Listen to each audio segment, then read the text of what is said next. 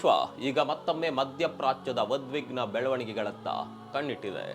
America, Israel ಮತ್ತು Iran ನಡುವಿನ ಸಂಘರ್ಷ ದಿನದಿಂದ ದಿನಕ್ಕೆ ಹೊಸ ತಿರುವನ್ನ ಪಡಿತಾ ಇದೆ. ಈ ಮಧ್ಯೆ ಇರಾನ್ ಪರ ನಿಲುವಿನ ಹಾರ್ಡ್ ಲೈನ್ ಮಾಧ್ಯಮವೊಂದು ಬಿಡುಗಡೆ ಮಾಡಿರುವ ಗ್ರಾಫಿಕ್ ಪೋಸ್ಟರ್ ಹೊಸ ಜಾಗತಿಕ ಸಂಚಲನ ಸೃಷ್ಟಿ ಮಾಡಿದೆ. ಈ ಪೋಸ್ಟರ್ನಲ್ಲಿ ಅಮೆರಿಕ ಅಧ್ಯಕ್ಷ ಟ್ರಂಪ್, ಇಸ್ರೇಲ್ ಪ್ರಧಾನಿ ಬೆಂಜಮಿನ್ ನೆತನ್ಯಾಹು ಸೇರಿದಂತೆ ಜಗತ್ತಿನ ಹಲವು ಪ್ರಮುಖ ನಾಯಕರ ಫೋಟೋಗಳನ್ನ ಬಳಸಲಾಗಿದೆ. ಜೊತೆಗೆ ಸೇಡು ತೀರಿಸಿಕೊಳ್ಳುತ್ತೇವೆ, ನಿಮ್ಮನ್ನ ನೆಮ್ಮದಿಯಾಗಿ ಬದುಕಲು ಬಿಡೋದಿಲ್ಲ ಎಂಬ ಎಚ್ಚರಿಕೆಯ ಸಂದೇಶಗಳು ಕೂಡ ಗಮನ ಸೆಳೀತಾ ಇದ್ದಾವೆ. ಸ್ನೇಹಿತರೆ, ಹಾಗಾದ್ರೆ ಈ ಪೋಸ್ಟರ್ ಹಿಂದಿನ ಉದ್ದೇಶವೇನು? ಅದರಲ್ಲಿ ಸ್ಥಾನ ಪಡೆದಿರುವ ಜಾಗತಿಕ ನಾಯಕರು ಯಾರು? ಈ ಬೆಳವಣಿಗೆ ಮತ್ತೊಂದು ದೊಡ್ಡ ಸಂಘರ್ಷದ ಮುನ್ಸೂಚನೆಯ ಸಂಪೂರ್ಣ ಮಾಹಿತಿಯನ್ನು ಕೊಡ್ತಾ ಹೋಗ್ತೀವಿ. ಸ್ನೇಹಿತರೆ ನಮಸ್ಕಾರ. ಚರಿತ್ರೆ ಮತ್ತೊಂದು ವಿಡಿಯೋಗೆ ನಿಮಗೆಲ್ಲ ಪ್ರೀತಿಯ ಸ್ವಾಗತ.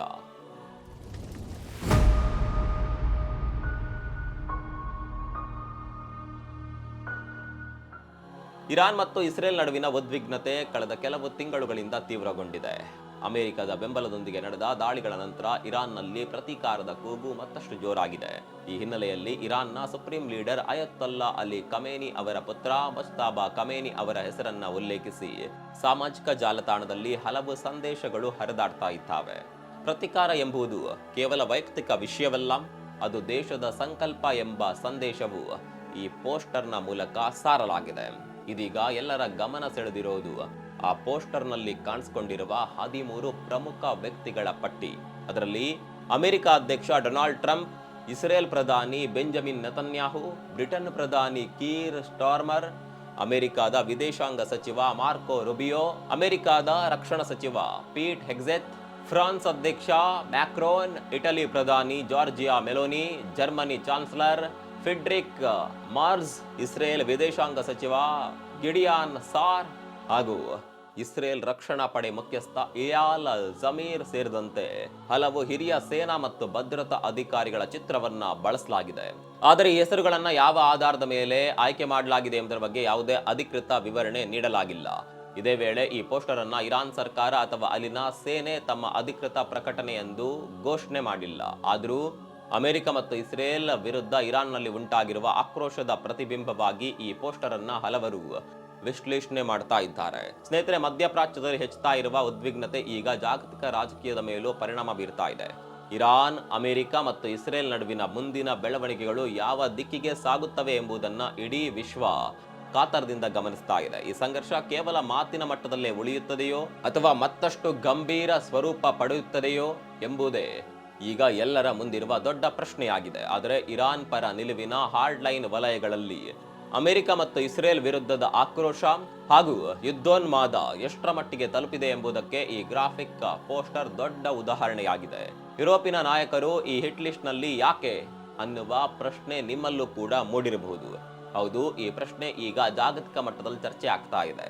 ಇರಾನ್ನ ಪ್ರಮುಖ ಶತ್ರುಗಳು ಅಂದ್ರೆ ಅಮೆರಿಕ ಮತ್ತು ಇಸ್ರೇಲ್. ಹಾಗಿದ್ದರೂ ಬ್ರಿಟನ್, ಫ್ರಾನ್ಸ್, ಜರ್ಮನಿ ಮತ್ತು ಇಟಲಿ ದೇಶಗಳ ನಾಯಕರು ಈ ಪ್ರತೀಕಾರದ ಪಟ್ಟಿಯಲ್ಲಿ ಸ್ಥಾನ ಪಡೆದಿರೋದು ಯಾಕೆ ಅಂದ್ರೆ ಇದಕ್ಕೆ ಕಾರಣ ಯುದ್ಧ ಆರಂಭವಾದ ದಿನದಿಂದಲೇ ಯುರೋಪಿನ ಹಲವು ರಾಷ್ಟ್ರಗಳ ನಿಲುವಿನ ಬಗ್ಗೆ ಇರಾನ್ ತೀವ್ರ ಅಸಮಾಧಾನ ವ್ಯಕ್ತಪಡಿಸುತ್ತಿದೆ.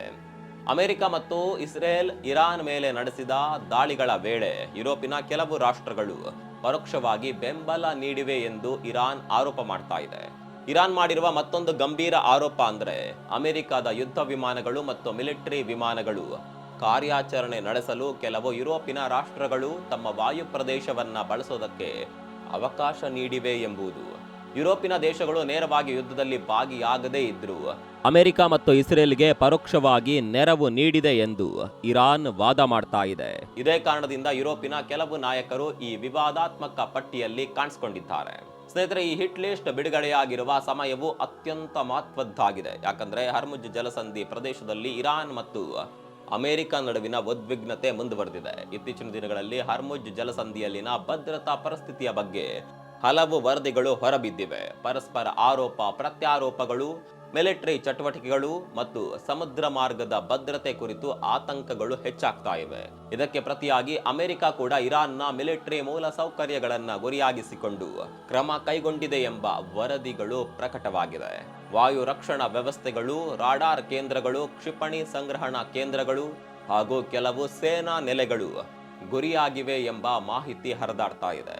ಮತ್ತೊಂದೆಡೆ ಇರಾನ್ ಕೂಡ ಅಮೆರಿಕದ ಸೇನಾ ಹಿತಾಸಕ್ತಿಗಳಿಗೆ ಪ್ರತಿಕ್ರಿಯೆ ನೀಡೋದಾಗಿ ಎಚ್ಚರಿಕೆ ನೀಡಿದೆ. ಈ ಎಲ್ಲಾ ಬೆಳವಣಿಗೆಗಳ ನಡುವೆ Bahrain, Qatar, Kuwait, United Arab Emirates ಮತ್ತು ಜಾರ್ಡನ್ನಲ್ಲಿರುವ ಅಮೆರಿಕದ ಸೇನಾ ನೆಲೆಗಳ ಭದ್ರತೆ ಕುರಿತು ಆತಂಕ ವ್ಯಕ್ತವಾಗ್ತಾ ಇದೆ. ಈ ಸಂಘರ್ಷ ಮತ್ತಷ್ಟು ಉಲ್ಬಣಗೊಳ್ಳದಂತೆ ಹಲವು ರಾಷ್ಟ್ರಗಳು ಮಧ್ಯಸ್ಥಿಕೆ ವಹಿಸಲು ಪ್ರಯತ್ನಿಸ್ತಾ ಇದ್ದಾವೆ. ಪಾಕಿಸ್ತಾನ, ಕತಾರ್ ಹಾಗೂ ಈಜಿಪ್ಟ್ ಶಾಂತಿ ಮಾತುಕತೆಗೆ ಒತ್ತು ನೀಡುತ್ತಿವೆ. ಇದೇ ವೇಳೆ ವಿಶ್ವಸಂಸ್ಥೆಯ ಪ್ರಧಾನ ಕಾರ್ಯದರ್ಶಿ ಆಂಟೋನಿಯೋ ಗುಟೆರೆಸ್ ಕೂಡ ತೀವ್ರ ಕಳವಳ ವ್ಯಕ್ತಪಡಿಸಿದ್ದಾರೆ. ಸಂಘರ್ಷ ಇದೇ ರೀತಿ ಮುಂದುವರೆದರೆ ಅದು ಮಧ್ಯಪ್ರಾಚ್ಯಕ್ಕೆ ಮಾತ್ರವಲ್ಲ, ಜಾಗತಿಕ ಆರ್ಥಿಕತೆಗೂ ಭಾರಿ ಹೊಡೆತ ನೀಡಬಹುದು ಅಂತ ಅವರು ಎಚ್ಚರಿಸಿದ್ದಾರೆ.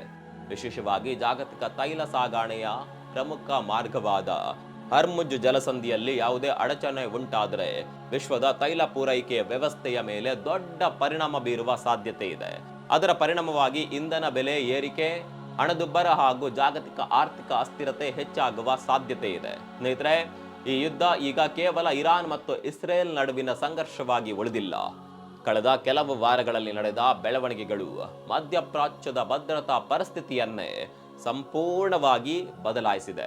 ಮಧ್ಯಪ್ರಾಚ್ಯದ ವಿವಿಧ ಭಾಗಗಳಲ್ಲಿ ಉದ್ವಿಗ್ನತೆ ಹೆಚ್ಚುತ್ತಿರುವ ಹಿನ್ನೆಲೆಯಲ್ಲಿ ಅನೇಕ ರಾಷ್ಟ್ರಗಳು ತಮ್ಮ ರಾಯಭಾರ ಕಚೇರಿಗಳ ಭದ್ರತೆಯನ್ನ ಹೆಚ್ಚಿಸಿವೆ. ಕೆಲವು ದೇಶಗಳು ತಮ್ಮ ನಾಗರಿಕರಿಗೆ ಅನಗತ್ಯ ಪ್ರಯಾಣವನ್ನ ತಪ್ಪಿಸುವಂತೆ ಸೂಚನೆಗಳನ್ನ ಕೂಡ ರವಾನೆ ಮಾಡ್ತಾ ಇದ್ದಾವೆ. ಈ ನಡುವೆ ಅಮೆರಿಕ ತನ್ನ ಮಿತ್ರ ರಾಷ್ಟ್ರಗಳೊಂದಿಗೆ ನಿರಂತರ ಸಮಾಲೋಚನೆ ನಡೆಸ್ತಾ ಇದ್ದು ಮಧ್ಯಪ್ರಾಚ್ಯದಲ್ಲಿ ಸೇನಾ ಸನ್ನದ್ಧತೆಯನ್ನ ಮತ್ತಷ್ಟು ಬಲಪಡಿಸಿದೆ. ಮತ್ತೊಂದೆಡೆ ಇರಾನ್ ಕೂಡ ಯಾವುದೇ ದಾಳಿಗೆ ತಕ್ಕ ಪ್ರತಿಕ್ರಿಯೆ ನೀಡಲು ಸಿದ್ಧವಿದ್ದೇವೆ ಎಂದು ಪದೇ ಪದೇ ಎಚ್ಚರಿಕೆ ನೀಡ್ತಾ ಇದೆ. ಈ ಬೆಳವಣಿಗೆಗಳಿಂದಾಗಿ ಪರಿಸ್ಥಿತಿ ದಿನದಿಂದ ದಿನಕ್ಕೆ ಸೂಕ್ಷ್ಮವಾಗುತ್ತಿದ್ದು ಒಂದು ಸಣ್ಣ ತಪ್ಪು ಲೆಕ್ಕಾಚಾರವೂ ಕೂಡ ದೊಡ್ಡ ಸಂಘರ್ಷಕ್ಕೆ ಕಾರಣವಾಗಬಹುದು ಎಂಬ ಆತಂಕವನ್ನ ರಕ್ಷಣಾ ತಜ್ಞರು ವ್ಯಕ್ತಪಡಿಸುತ್ತಿದ್ದಾರೆ. ಇದೇ ವೇಳೆ ಹಲವು ರಾಷ್ಟ್ರಗಳು ಯುದ್ಧಕ್ಕಿಂತ ರಾಜತಾಂತ್ರಿಕ ಮಾತುಕತೆಯೇ ಪರಿಹಾರ ಎಂದು ಒತ್ತಾಯಿಸುತ್ತಿವೆ. ಆದರೆ ನೆಲಮಟ್ಟದಲ್ಲಿ ನಡೆಯುತ್ತಿರುವಂತಹ ಬೆಳವಣಿಗೆಗಳನ್ನ ನೋಡಿದ್ರೆ ಪರಿಸ್ಥಿತಿ ಇನ್ನೂ ಕೂಡ ಸಂಪೂರ್ಣವಾಗಿ ನಿಯಂತ್ರಣಕ್ಕೆ ಬಂದಿಲ್ಲ ಅನ್ನೋದು ಸ್ಪಷ್ಟವಾಗಿದೆ. ಆದರೆ ಈಗ ಎಲ್ಲರಲ್ಲೂ ಕಾಡುತ್ತಿರುವ ದೊಡ್ಡ ಪ್ರಶ್ನೆ ಒಂದೇ: ಜಗತ್ತಿನ ಪ್ರಮುಖ ನಾಯಕರ ಫೋಟೋಗಳನ್ನು ಒಳಗೊಂಡಿರುವ ಈ 13 ಜನರ ಪಟ್ಟಿ ನಿಜಕ್ಕೂ ಜಾಗತಿಕ ಮಟ್ಟದಲ್ಲಿ ಪರಿಣಾಮ ಯಾವ ರೀತಿ ಬೀರುತ್ತೆ ಕಾದು ನೋಡಬೇಕು. ಬೆದರಿಕೆಗೆ ಪರಿಹಾರವಾಗಿ ಆ ಪಟ್ಟಿಯಲ್ಲಿರುವ ನಾಯಕರ ಭದ್ರತೆಯನ್ನ ಮತ್ತಷ್ಟು ಬಲಪಡಿಸುವ ಕ್ರಮಗಳನ್ನ ಕೈಗೊಳ್ಳಲಾಗ್ತಾ ಇದೆ. ಸಾರ್ವಜನಿಕ ಕಾರ್ಯಕ್ರಮಗಳು, ವಿದೇಶ ಪ್ರವಾಸಗಳು ಹಾಗೂ ಉನ್ನತ ಮಟ್ಟದ ಸಭೆಗಳಲ್ಲಿ ಹೆಚ್ಚುವರಿ ಭದ್ರತಾ ವ್ಯವಸ್ಥೆಗಳನ್ನ ಜಾರಿಗೊಳಿಸುವ ಸಾಧ್ಯತೆಯೂ ಇದೆ. ಪ್ರತೀಕಾರದ ಸಂದೇಶಗಳು ಜಾಗತಿಕ ಹಣಕಾಸು ಮಾರುಕಟ್ಟೆಗಳ ಮೇಲೂ ಪರಿಣಾಮ ಬೀರುವ ಸಾಧ್ಯತೆ ಇದೆ. ಮಧ್ಯಪ್ರಾಚ್ಯದಲ್ಲಿ ಉದ್ವಿಗ್ನತೆ ಹೆಚ್ಚಾದಾಗ ಕಚ್ಚಾ ತೈಲದ ಬೆಲೆ ಏರಿಳಿತ, ಷೇರು ಮಾರುಕಟ್ಟೆಯ ಅಸ್ಥಿರತೆ ಹಾಗೂ ಸಾಗಾಣಿಕೆ ವೆಚ್ಚದಲ್ಲಿ ಹೆಚ್ಚಳ ಕಾಣಿಸಿಕೊಳ್ಳಬಹುದು. ಅದರ ನೇರ ಪರಿಣಾಮ ವಿಶ್ವದ ಅನೇಕ ದೇಶಗಳ ಆರ್ಥಿಕತೆಯ ಮೇಲೂ ಬೀಳಬಹುದು. ಅದರ ಜೊತೆಗೆ ಈ ಬೆಳವಣಿಗೆ ಜಾಗತಿಕ ರಾಜತಾಂತ್ರಿಕ ವಲಯದಲ್ಲಿ ಹೊಸ ಸವಾಲುಗಳನ್ನು ಸೃಷ್ಟಿಸಬಹುದು. ಉದ್ವಿಗ್ನತೆ ಮತ್ತಷ್ಟು ಹೆಚ್ಚಾದಂತೆ ಹಲವು ರಾಷ್ಟ್ರಗಳು ಮಧ್ಯಸ್ಥಿಕೆ ವಹಿಸಲು ಪ್ರಯತ್ನಿಸಬಹುದು. ಈ 13 ನಾಯಕರ ಹೆಸರಿನ ಪಟ್ಟಿ ಕೇವಲ ಒಂದು ಗ್ರಾಫಿಕ್ ಪೋಸ್ಟರ್ ಅಥವಾ ರಾಜಕೀಯ ಸಂದೇಶವಾಗಿ ಮಾತ್ರ ಉಳಿಯುತ್ತದೆಯೇ, ಅಥವಾ ಮುಂದಿನ ದಿನಗಳಲ್ಲಿ ಜಾಗತಿಕ ಬೆಳವಣಿಗೆಗಳ ಮೇಲೆ ಪರಿಣಾಮ ಬೀರುವ ಅಂಶವಾಗುತ್ತದೆಯೇ ಎಂಬುದನ್ನ ಇಡೀ ವಿಶ್ವ ಸೂಕ್ಷ್ಮವಾಗಿ ಗಮನಿಸ್ತಾ ಇದೆ. ಇದೇ ಕಾರಣಕ್ಕೆ ಈ ಬೆಳವಣಿಗೆ ಮಧ್ಯಪ್ರಾಚ್ಯಕ್ಕೆ ಮಾತ್ರ ಸೀಮಿತವಾಗದೆ ಜಾಗತಿಕ ಮಟ್ಟದಲ್ಲಿ ಚರ್ಚೆಗೆ ಗ್ರಾಸವಾಗಿದೆ. ಮುಂದಿನ ದಿನಗಳಲ್ಲಿ ಪರಿಸ್ಥಿತಿ ಯಾವ ತಿರುವು ಪಡೆಯಲಿದೆ ಎಂಬುದನ್ನ ಇಡೀ ಜಗತ್ತು ಕಾತರದಿಂದ ಎದುರು ನೋಡ್ತಾ ಇದೆ. ಸ್ನೇಹಿತರೆ, 13 ವ್ಯಕ್ತಿಗಳ ಡೆತ್ ಹಿಟ್ ಲಿಸ್ಟ್ ಕುರಿತು ನಿಮ್ಮ ಅಭಿಪ್ರಾಯವೇನು? ತಪ್ಪದೆ ಕಾಮೆಂಟ್ ಮಾಡಿ.